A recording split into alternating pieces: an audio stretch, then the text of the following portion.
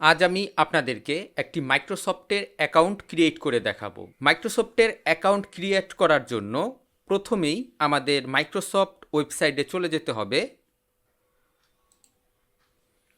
আমরা এখানে মাইক্রোসফট লিখে সার্চ করব।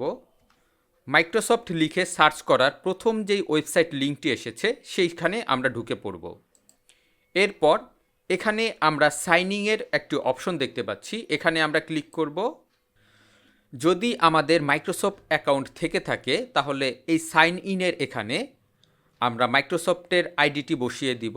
তারপর আমরা নেক্সটে ক্লিক করে পাসওয়ার্ড দিলেই আমাদের মাইক্রোসফট অ্যাকাউন্টটি লগইন হয়ে যাবে। তো এই মুহূর্তে আমাদের মাইক্রোসফট অ্যাকাউন্ট ক্রিয়েট করতে হবে। তার জন্য এখানে আমরা ক্রিয়েট ওয়ান এখানে আমরা ক্লিক করব। এবার আমরা এই মাইক্রোসফট অ্যাকাউন্টটি আমরা কয়েকটি ভাবে তৈরি করতে পারি। যদি আমাদের কোনো ইমেল অ্যাড্রেস থেকে